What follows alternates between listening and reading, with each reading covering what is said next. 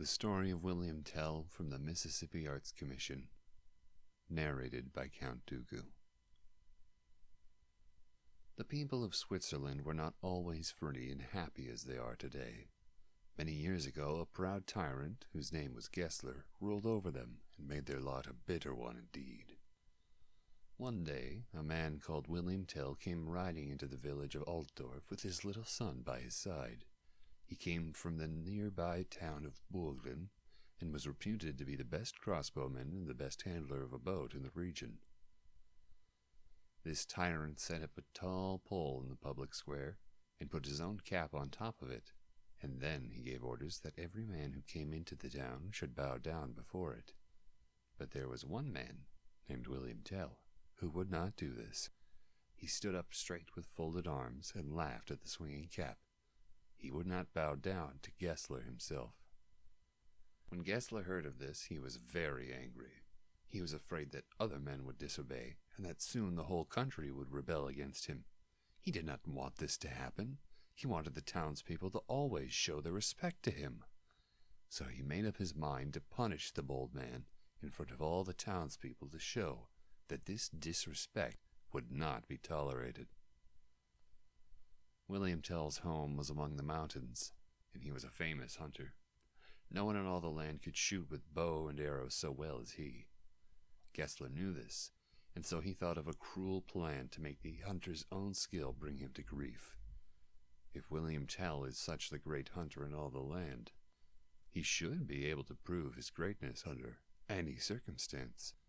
He ordered that Wilhelm Tell's little boy should be made to stand up in the public square with an apple on his head, and then he bade Tell shoot the apple with one of his arrows.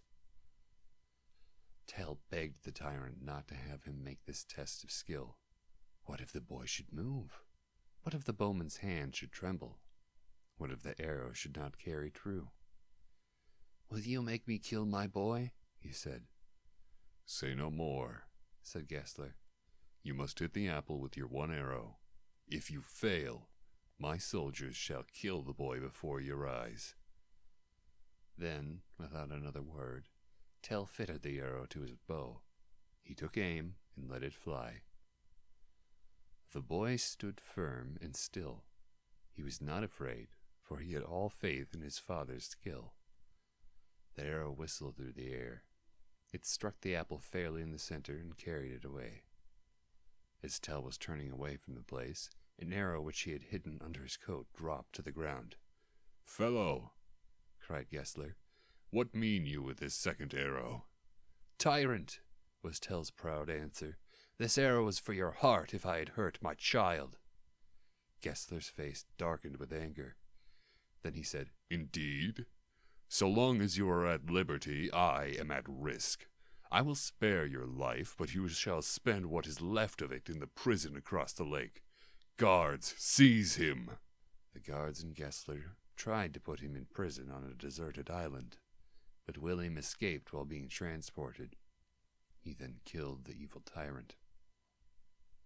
When the townspeople heard the news, they knew that Wilhelm had set their country free.